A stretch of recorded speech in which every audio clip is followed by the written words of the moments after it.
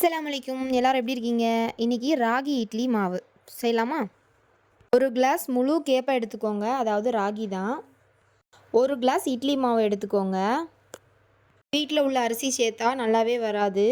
இட்லி அரிசி தான் சேர்க்கணும். அப்புறமா 3/4 கிளாஸ் உளுந்து எடுத்துக்கோங்க. எப்பவும் ஒரே மாதிரி வெள்ளை இட்லி தோசையை சுடுறதுக்கு ராகி சேர்த்து சுட்டிங்கன்னா ரொம்ப ஹெல்த்தியாக இருக்கும். ஒவ்வொரு நாள் ஒவ்வொரு மில்லட் வச்சு செஞ்சுக்கோங்க. நார்மல் இட்லி தோசை மாவுக்கும் இந்த மாவுக்கும் அவ்வளோ பெரிய டிஃப்ரென்ஸோ டேஸ்ட்டோ எதுவுமே தெரியாது. அதே டேஸ்ட்டில் தான் இருக்கும். 1 டீஸ்பூன் வெந்தயம் சேர்த்துக்கோங்க. நல்லா கழுவிக்கணும். கேப்பையிலேருந்து நிறைய அழுக்கு கசடெல்லாம் வெளியில் வரும். 5-6 தடவை கழுவிக்கோங்க. கழுவி எடுத்து 8 மணி நேரம் ஊற வச்சுக்கோங்க. ஐஸ் வாட்டர் ஊற்றி தான் அரைக்கணும். இல்லைன்னா மாவு பொங்கி வராது. இட்லி சரியாக வராது. மிக்சியில் அடிக்கிறதுனால கண்டிப்பாக ஐஸ் வாட்டர் தான் நார்மல் இட்லி தோசை மாவுக்கு அரைக்கிற பதத்திலே அரைச்சிக்கோங்க. கையில் எடுத்து பார்த்தா ரவையை விட கொஞ்சம் மெல்லிசாக இருக்கணும். ரொம்ப குண்டு குண்டாக தெரியாக தெரியக்கூடாது. நான் என்ன பண்ணுவேன்னா ஊற வைக்கும் போதே ஃப்ரிட்ஜுக்குள்ளே ஊற வச்சுருவேன்.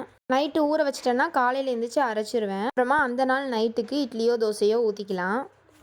நல்லா பொங்கி வந்திருக்கு பாருங்கள். புசு புசுன்னு இட்லிலாம் வரும்.